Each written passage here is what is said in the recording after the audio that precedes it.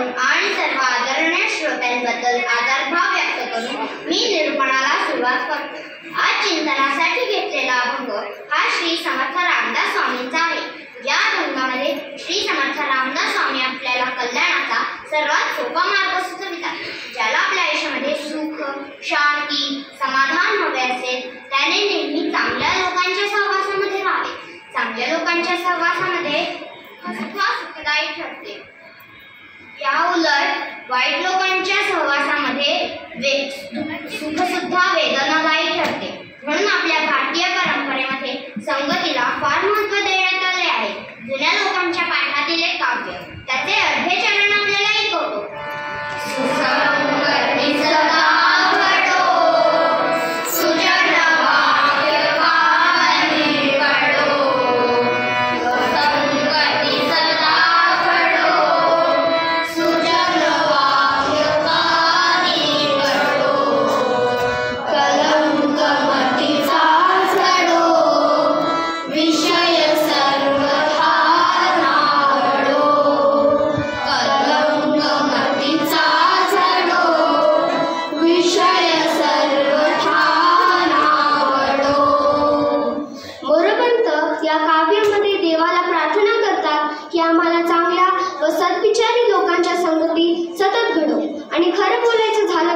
आपण आज जे काही आहोत, आपली मानसिकता जी काही आहे, आपले जे काही दृष्टिकोन आहे, बोलण्याच्या पद्धती आहे, म्हणजे आपण आजपर्यंत जे काही घडलो ते आपल्याला मिळालेल्या संगतीमुळेच।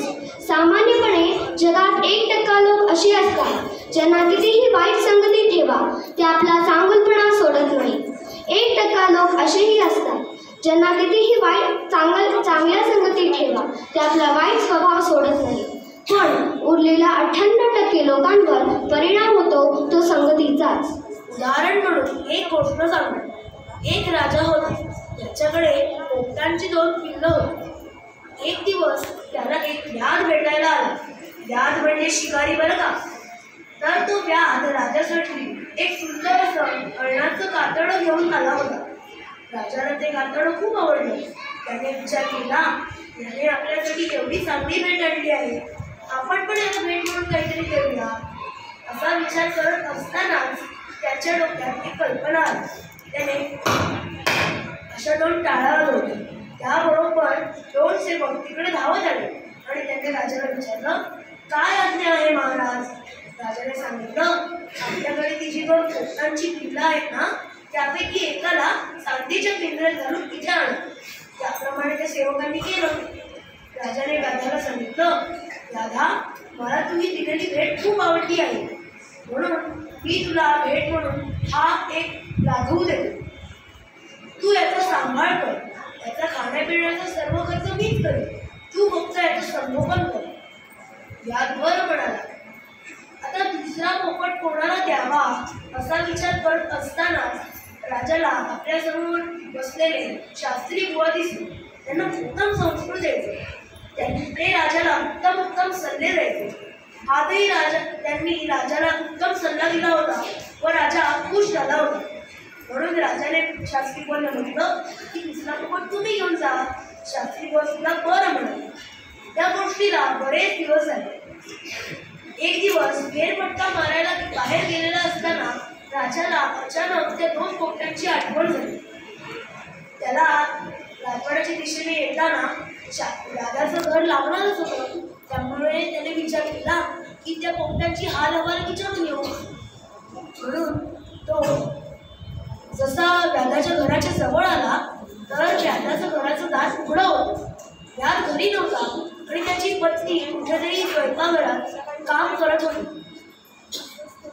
राजाने जसं त्या घरात पाऊल टाकलं त्याबरोबर त्याला आवाज आला, ए कोणे रे?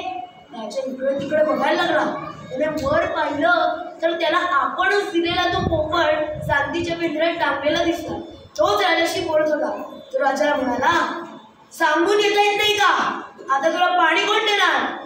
मालक घरी नाहीये, चल। असं म्हणून त्याने राजाला खूप वाईट शिव्या दिल्या। राजाला भयंकर राग आला। अरे, त्याचा जन्म पण माझ्याकडेच झाला, मी ज्याचा सर्व खाण्यापिण्याचा खर्च करतो वर मला शिव्या देतो। असं म्हणून राजा रागाच्या भरात तिकडनं निघाला आणि राजवाड्याच्या दिशेने गेला. जाता जाता त्याला शास्त्री बुवांचं घर लागलं. कर्मधर्म संयोगानं शास्त्री बुवा सुद्धा घरी नव्हते. राजाने जसं त्यांच्या घरात पाऊल टाकलं त्याबरोबर त्याला आवाज आला, स्वागतम सुस्वागतम आसनं ग्रहणं कुरु जलम पिब. पुन्हा राजा इकडे तिकडे बघायला लागला. आता कोण बोलतंय असं म्हणून त्याने वर पाहिलं तर त्याला आपणच दिलेला तो दुसरा पोपट चांदीच्या पिंजऱ्यात टाकलेला दिसला. तोच राजाशी बोलत होता. तो राजाला म्हणाला, स्वागत असो सुस्वागतम, या बसा, पाणी प्या, काय कारणास्तव येणं केलं. असं म्हणून राजाचं त्याने उत्तम स्वागत केलं. राजा खूप खुश झाला आणि आनंदी होऊन तिकडनं राजवाड्याच्या दिशेने गेला. दुसऱ्या दिवशी राजसभेत येऊन राजाने आपल्या सेवकांना आज्ञा दिली की तो व्याध आणि त्या शास्त्री बुवांना आपापल्या पोपटांसोबत तिकडे बोलव. त्याप्रमाणे काही वेळातच तो व्याध आणि ते शास्त्री बुवा आपापल्या पोपटांसोबत तिकडे हजर झाले. राजाने आपल्या सेवकांना आज्ञा दिली, तो शास्त्री तो व्याधाचा पोपट आहे त्याला चांदीच्या पिंजऱ्यातून बाहेर काढा आणि ठार मारा. त्याने मला अपमान केलाय, मला शिव्या दिल्या. त्या ऐकल्याबरोबर राज घाबरले. बापरे, आता माझ्या पुत्राला मारतो तर मला पण मारायला नको. तेवढ्यात राजा म्हणाला, मी तो शास्त्री बुवांचा पोपट आहे त्याचा सत्कार केला, त्याला साखर खायला द्या, डाळिंब खायला द्या, त्याने माझं स्वागत केलंय, माझा सन्मान केलाय. हे ऐकून शास्त्री बुवांकडचा पोपट म्हणाला,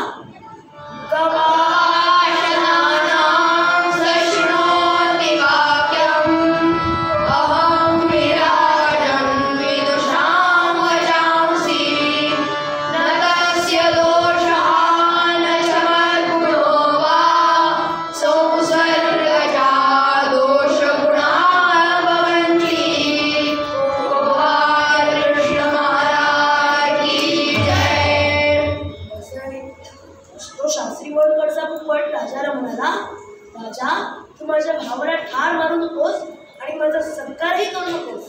त्याने ज्या काही तुला शिव्या दिल्या, तुला जो काही अपमान केला आणि मी जे काही तुझं स्वागत केलं त्यात त्याचा काही दोषही नाही आणि माझा काही गुणही नाही. हे सगळे आम्हाला मिळालेल्या संगतीचेच परिणाम होते. म्हणून संगत त्या व्याधाच्या घरी सतत अपशब्दच ऐकायला मिळत होते. त्यामुळे तो तेच शिकला. पण मला शास्त्रीबांकडून सतत चांगले शब्द ऐकायला मिळत होते आणि म्हणून मी तेच शिकलो आणि तू आल्यावर तुझं स्वागत केलं.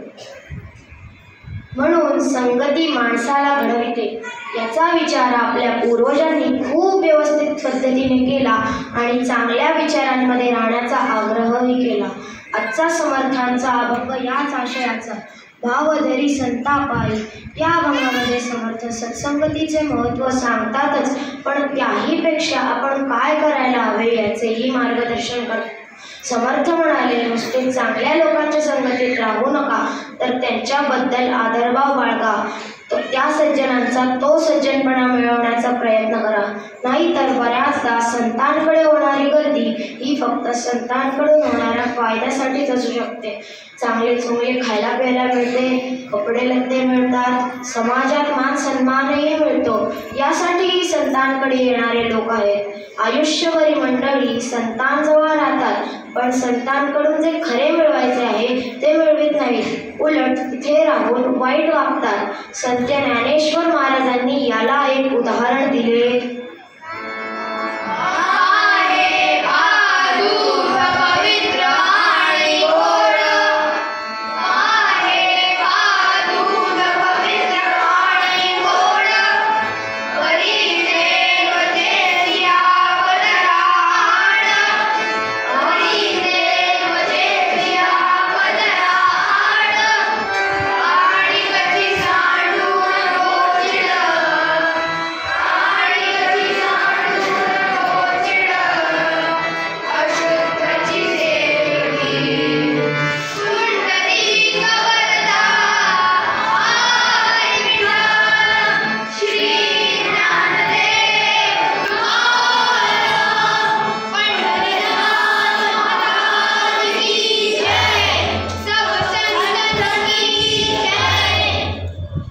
गाईच्या दूध काढण्याच्या आचळाजवळ गोचिड नावाचा प्राणी एक कीटकलेला असतो, पण तो दूध पित नाही तर रक्त पितो. याप्रमाणे संतांजवळ राहून तिथे चुकीचे वागणारे लोक बाहेरून दिसायला सत्संगतीत आहेत असेच दिसतात, पण ते त्याचा चांगला फायदा करून घेत नाही. असे व्हायला नको म्हणून समर्थ आपल्याला सावध करतात. भावधरी संतापाई. भाव धरा याचा अर्थ संतांजवळ राहून आपले कल्याण कसे होईल या पद्धतीने वर्तन करा. कोणताही अहंकार ठेवून संतांजवळ राहू नका. आपले शिक्षण, आपली प्रतिष्ठा, आपली संपत्ती इत्यादी सर्व मोठेपणाच्या कल्पना दूर ठेवून संतांच्या चरणाशी लीन व्हा. ते सांगतील त्याप्रमाणे आचरण करा. त्यांनी जर सांगितलंय झोपेतून भराभर आवरा, झोपेतून लवकर उठा, भराभर आवरा, सूर्य नमस्कार घाला, व्यायाम करा, आपली नोकरी, धंदा, शिक्षण जे काही कर्तव्य असेल त्यात फसवाफसवी करू नका, सचोटीनं वागा, दान धर्म योग्य ठिकाणी करा, सर्वांचा आदर राखा. याप्रमाणे आचरण केलं तर ती तुमच्या पाठीशी राहील. तर त्यांनी सांगितल्याप्रमाणे आचरण करायचं का नुसतंच त्यांच्या सोबत राहायचं? म्हणून काय केल्यावर त्यांना आनंद होणार आहे? म्हणून संतांची संगती म्हणजे त्यांनी सांगितल्याप्रमाणे आचरण करणे. त्यांनी सांगितल्याप्रमाणे आचरण केले मग आपलं कल्याण होणारच नाही, तर केवळ प्रपंचातल्या गरजा भागवण्याच्या लोभाने विविध देवळात जाऊन त्या देवतांना प्रापंचिक सुख मागणारे लोक खूप आहेत. सोमवार आला की चालले शंकराला, कैलास राणा शिवचंद्र मौळी. मंगळवार आले की चालले देवीला, देवी माई तुझ्याशिवाय कोणी नाही ग मला. तसेच बुधवार आले की चालले विठोबाला, आणि गुरुवार आला की चालले दत्ताला. याप्रमाणे केवळ स्वार्थासाठी विविध देवतांची उपासना. एक गोष्ट सांगतो. एकदा एक माणूस पाण्यात पडला. त्याला पोहता येत नव्हतं. आजूबाजूला कोणी माणसं पण दिसत नव्हती. त्याला आठवलं की आपण जर देवाला हाक मारली तर तो आपल्याला वाचवायला येतो. तर त्यांनी गणपती बाप्पाला हाक मारली, गणपती बाप्पा मोरया, गणपती बाप्पा मोरया, गणपती बाप्पा मोरया, मोरया मोरया मी बाळत आले, तुझी सेवा करू काय झाले, पुढे काय चालते. गणपती बाप्पा ये मला वाचवायला, मला इथे नाही मरायचं, मला घरी जायचं आहे.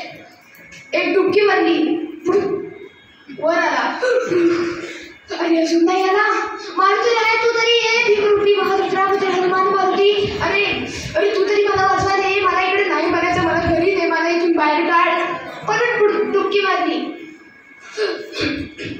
अजून मारुती राय नाही आहे का. विठोबा तू तरी ये बाबा, तू तरी मला वाचवायला ये, मला इथे नाही मरायचं, मला बाहेर काढ, मला घरी जायचंय. परत डुबकी मारली, परत मारायला. दत्त महाराज, अवधूत सिद्ध श्री गुरुदेव दत्त, तुम्ही तरी मला वाचवायला या, मला इथे नाही मरायचं, मला बाहेर काढा, मला सुखरूप घरी जायचंय. पुन्हा डुबकी मारली, आणि आता तो मेला हो. नंतर स्वर्गात गेला आणि त्याला सगळे देव समोर दिसले. त्यांनी सगळ्यांना विचारलं, मी जेव्हा खाली पाण्यात बुडत होतो तेव्हा तुम्ही मला वाचवायला का नाही आलात? गणपती म्हणाले, अरे मी तुला वाचवायला येतच होतो, पण त्याच्यात तू मारुती रायांना हाक मारलीस. मला वाटतं ते तुला वाचवतील म्हणून मी परत आलो. मारुती राय म्हणाले, मी पण तुला हात देतच होतो, तितक्यात तू विठोबांना हाक मारलीस. मला वाटतं विठोबा वाचवतील म्हणून मी पण परत आलो. विठोबा म्हणाले, मी पण उंबरठा ओलांडलेलास, पण तितक्यातच तू दत्तांना हाक मारलीस म्हणून मी पण परत आलो. मला वाटलं दत्त वाचवतील. दत्त म्हणाले, तुझी एका देवावर निष्ठा नाहीये म्हणून मी तुला वाचवायलाच नाही आलो. आता एक सांगायचं इथे मला की ही कथा, हा प्रसंग खरा घडलेला नाहीये, ही मातकथा आहे, ही जनजागृतीसाठी लिहिली गेलेली आहे.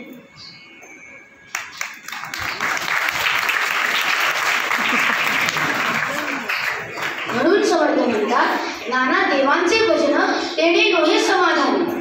याचा अर्थ वेगवेगळ्या मंदिरात जाऊ नका असे नव्हे, तर ते जाऊन आपल्या स्वार्थापोटी काही मागू नका व आपल्या गुरूंनी संतांनी दिलेली उपासना सोडू नका, हा अर्थ आहे. कारण संतच आपल्याला त्या मूर्तीतून देव कसा प्रकट करायचा हे शिकवितात. तर इतकेच नव्हे तर त्या देवाची कृपाही मिळवून देतात. त्यांनी एवढा अधिकार मिळवलेला असतो की देव सुद्धा त्यांचे ऐकतो. म्हणून आपण आपली प्रापंचिक समस्या आणि मग पारमार्थिक प्रश्न दोन्हीतही संतांसारखी कृपा कोणतेच करू शकत नाही. फक्त आपण तेवढी निष्ठा ठेवली पाहिजे, मग आपला उद्धार निश्चितच आहे. काही वेळा ते एखादा चमत्कारही करतील, पण बहुधा ते आपल्या उपदेशाने आपल्यात बदल घडवितात. म्हणून कबीर म्हणतात, संत हे समाजातील वैचारिक प्रदूषण कमी करतात व सर्वांचे मन कसे स्वच्छ राहतील ह्याची काळजी घेतात. ते एका दोह्यामध्ये लिहितात, आग लगी आकाश में, आग लगी आकाश में, बरस पड़े अंगार, बरस पड़े अंगार, अगर संतन न होते, अगर संतन न होते, तो जल जाता संसार. सियावर रामचंद्र की जय, उमापति महादेव की जय, पवन सुत हनुमान की जय, बोलो रे भाई सब संतन की जय. समाजाचं मन शांत राहून सर्वजण कसे सुस्वभावी राहतील याची काळजी संतांच्या अंतःकरणात असते. समर्थ म्हणतात, चिंता फक्त विश्वाची. तुकाराम महाराज म्हणतात, जगाच्या कल्याण संतांच्या विभूती, कष्टविधी परोपकार आहे. म्हणून ज्यांना स्वतःच्या कल्याणाची खरी तळमळ आहे अशा सर्वांनी सत्संगतीत राहावं. या जगावर निस्वार्थ प्रेम फक्त संतच करतात. समर्थ म्हणतात, रामी रामदास म्हणे, अवघे देव केले जेणे. संतांना हे विश्व भगवत रूपच दिसतं, त्यामुळे ते कुणाचाही द्वेष करीत नाही. ते आपल्या कल्याणाची इच्छा ठेवतात आणि तसेच प्रयत्नही करतात. म्हणून समर्थ माझे मूळ पदावर सांगतात, भावधरी संताबाई, भावधरी संताबाई,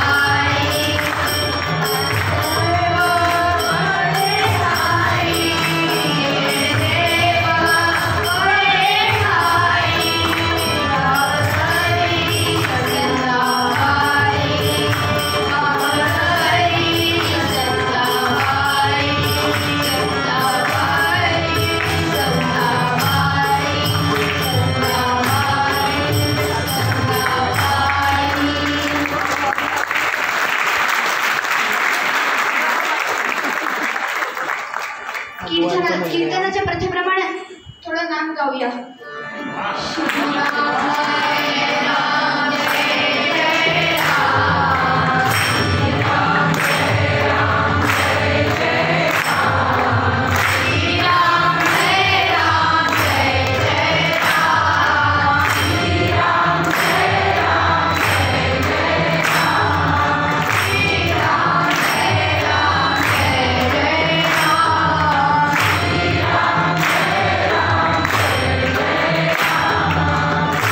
राम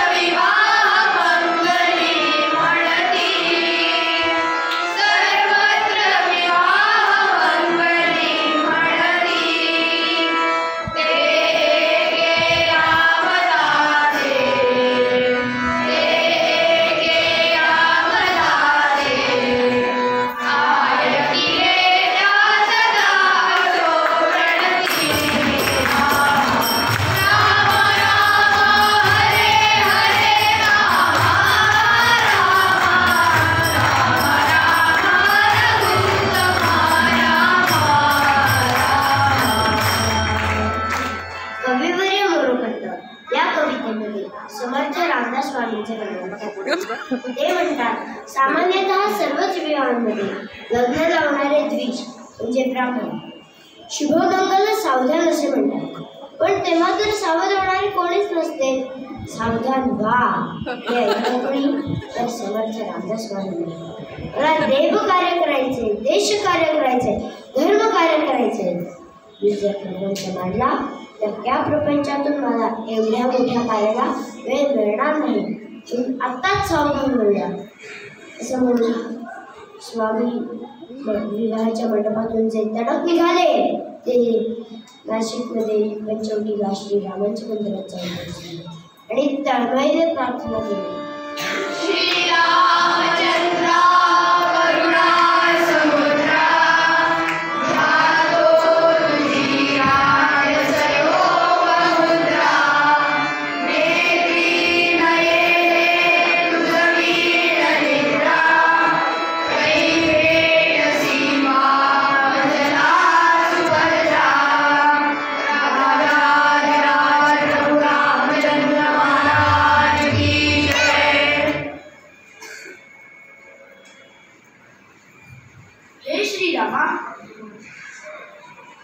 हे श्रीरामा, तुझ्या कृपेसाठी घर दार आई भाऊ सर्वांना सोडून आलं. माझं कल्याण कर. थोडे दिवस त्या मंदिरातच राहिले, कथा कीर्तन ऐकत राहिले. जणू काय श्रीरामांनी दृष्टांतच दिला. नारायणा, जर कृपा हवी असेल तर इथे नुसतं बसून कृपा होणार नाही, तुला तपश्चर्या करावी लागेल. आतापर्यंत कोणतंही महान कार्य मेहनतीशिवाय वाचक प्रयत्नाशिवाय झालेलं नाही. आता छोटासा 12 वर्षाचा नारायण तपश्चर्यासाठी जवळपास जागा शोधतो. गर्दीच्या ठिकाणी तप अभ्यास हा होत नसतो. एकांत हवा आणि पंचवटीच्या जवळ टाकळे नावाच्या गावाच्या जवळ एक विवर मिळाले. जवळच तिकडे राहायचं ठरलं. जवळच नंदिनी आणि गोदावरी या 2 नद्यांचा संगम म्हणजे पाणी 12 महिने असणार. भोजनासाठी जवळच्या टाकळी गावात भिक्षा मागायला जाऊ तर ठरलं. तप सुरू झाला. काय होती त्यावेळी समर्थांची दिनचर्या ऐका. पहाटे 2:30 उठावे, शौच मुखमार्जन करावं, साधारणतः 4 ते 6 व्यायाम करावा. नंतर स्नान संध्या करून गोदावरी नंदिनीच्या संगमात कमरे इतक्या पाण्यात सुमारे 10-11 वाजेपर्यंत उभं राहून गायत्रीच्या जपाचं अनुष्ठान करावं. त्यानंतर श्रीराम जय राम जय जय राम हा जप 12:30 पर्यंत करावा. आता भिक्षा मागायला टाकळी गावात जातो. कोणत्याही घरासमोर उभं राहावं आणि आरोळी द्यावी. ओम भवती भिक्षां देहि. भिक्षा मागून नदीवर यावे. त्याचे 3 भाग करावे. एक तेथील माशांना टाकावा. एक कोणी प्रवासी यात्रेकरू आला तर त्याला द्यावा. आणि एक श्रीरामांना नैवेद्य राखून स्वतः भक्षण करावे. दुपारच्या वेळात रोज काहीतरी लिहून काढावं. समर्थ म्हणतात,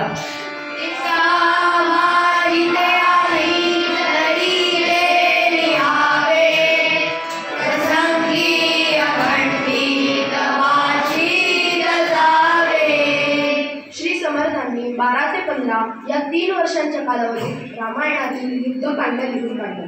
त्यावेळेचे त्यांचे सुवाच्य अक्षर पाहून त्यांची थोरवी लक्षात येते. यानंतर दुपारी 3 ते सायंकाळी 6च्या दरम्यान टाकळीतील श्रीराम मंदिरातील भजन कीर्तन प्रवचन याचं श्रवण करावं.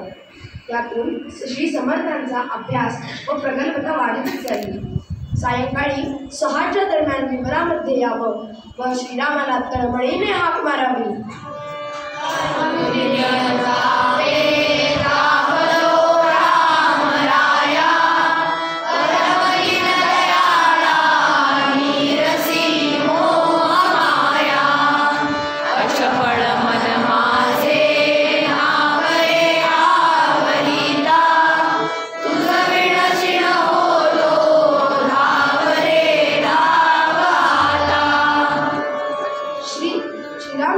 आठवण काढत झोपी जावं. नारायणाला आता तपश्चर्या सुरू होऊन 2-3 वर्ष झाली होती. तपश्चर्या सुरू होती आणि एक दिवस एक चमत्कारच घडला. टाकळीजवळील दशकपंचक गावात दशकपंचक नावाचं एक छोटंसं गाव होतं.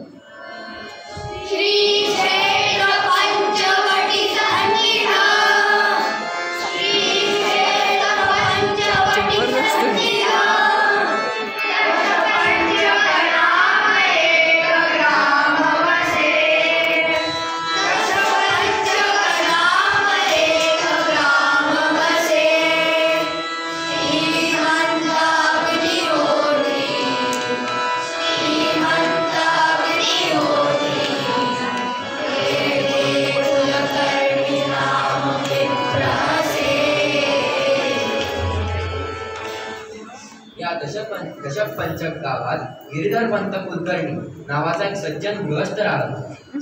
संपूर्ण गावाचा शेतीवाडीचा हिशोब ठेवणारा हा कुलकर्णी, तो आणि त्याची पत्नी, त्यांना मूल बाळ काहीच नव्हतं.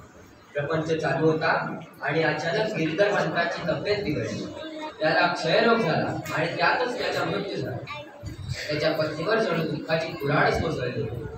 त्या मृत्यूचे तिला इतकं दुःख झालं की तिनं आपलंही आयुष्य संपवायचं ठरवलं. तिनं जाहीर केलं की मी सती जाणार. इथे एक महत्वाचं म्हणतं, आपल्याला असं शिकवलं जातं की पूर्वी भारतामध्ये सक्तीनं सतीची प्रथा होती. नवरा मेला की स्त्रियांना हे बळजबरीनं त्या चितेमध्ये उडी घ्यायला लावली जाते. नंतर ही प्रथा राजाराम मोहन राय यांनी बंद केली. तर मुळामध्ये सतीची प्रथा होती हे इंग्रजांनी आपल्यावर लादलेलं चुकीचं शिक्षण आहे. वेबसाईटवर श्री राजीव दीक्षित यांनी सती या विषयावर केलेला अभ्यासपूर्ण विवेचन उपलब्ध आहे, ते आपण ऐकू शकता. असं या गिरीधर पंत कुलकर्णी यांच्या पत्नीनं स्वतःहून ठरवलं पतीच्या पाठोपाठ आपण सती जायचं. खूप लोकांनी तिला समजावून बघितलं, बाई असं करू नकोस, पण तिनं नम्रपणानं अत्यंत स्पष्ट शब्दात सांगितलं, मी सती जाणार.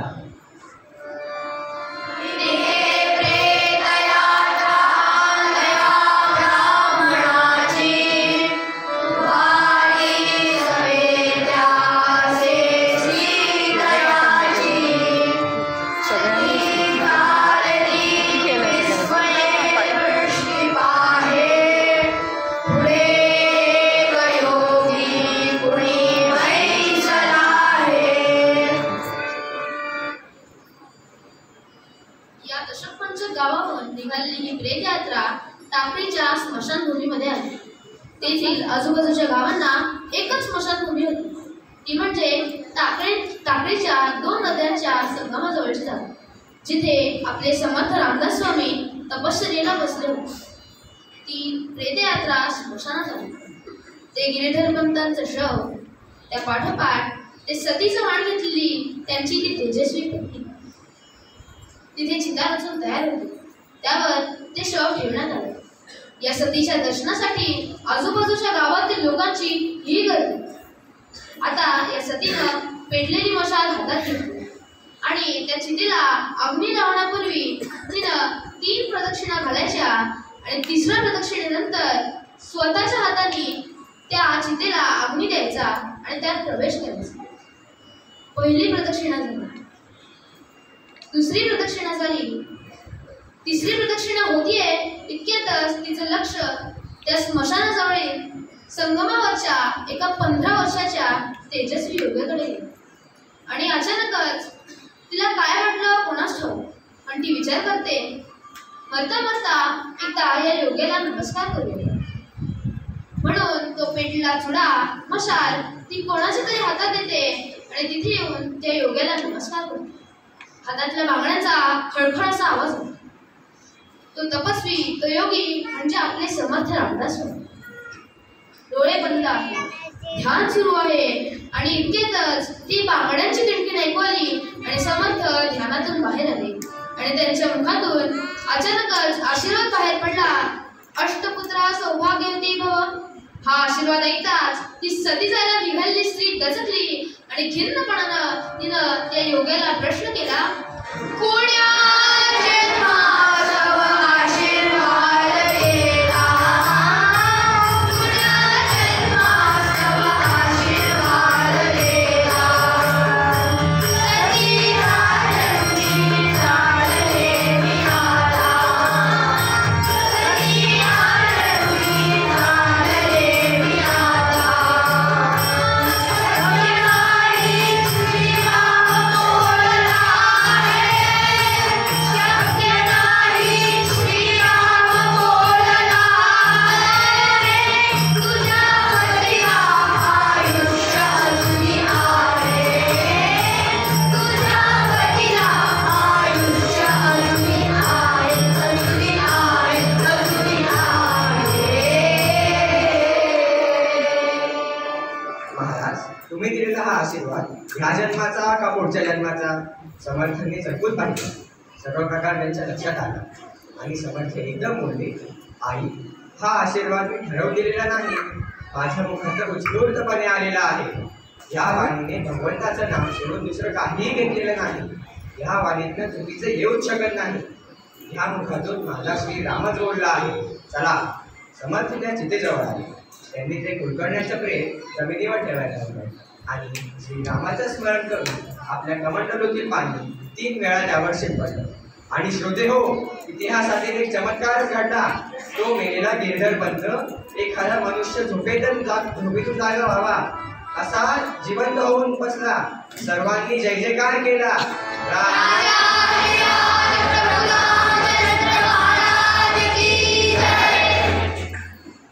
सर्वांनाच आता तो छोटासा 15 वर्षांचा मुलगा देवासारखा वाटला। सर्वजण नमस्कार करू। तो गिरीधर पंत आणि त्याची पत्नी चरणावर वंदन करतो। समर्थ त्यांच्याकडे पाहतात आणि म्हणतात, मगाशी मी तुला अष्टपुत्रा सौभाग्यवती भव असा आशीर्वाद दिला होता, तोच आता जरा बदलून दे। दशपुत्रा सौभाग्यवती भव।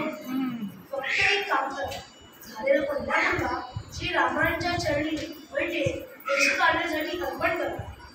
त्याप्रमाणे त्यांनी झालेला पहिला मुलगा श्री समर्थांना अर्पण केला। समर्थ म्हणाले, आता याला तुमच्याजवळ ठेवा, शिकवा, पण लक्षात ठेवा, हा आता फक्त तुमचा राहिलेला नाही, हा श्रीराम कार्यासाठी जन्माला आला आहे। याचं नाव ठेवलं उद्धव। हा पुढे समर्थांचा पहिला शिष्य व पहिला पदपती बनला। त्या उद्धवाने पुढे संप्रदायाचं म्हणजे श्रीरामांच्या भक्तीच्या प्रचार आणि प्रसाराचं असं उदंड कार्य केलं। आई वडील व श्रीगुरूंना आनंद दिला, त्या जीवनाचं सार्थक केलं। त्यापुढे चांगल्या वाटणाऱ्या यशाचं रहस्य जर कुठे दडलं असेल तर तो उद्धवाच्या आईनं समर्थांना केलेला मनापासूनचा नमस्कार। हे असतं सत्संगतीचं फळ। प्रत्येक वेळेला असा चमत्कार होईलच अशी अपेक्षा नको, पण सत्संगतीत राहिल्यामुळे आपल्या जीवनाला एक चांगला आकार येतो आणि आपल्या जीवनात मोठा बदल घडून येतो हे नक्की। म्हणून समर्थ मूळ पदार्थ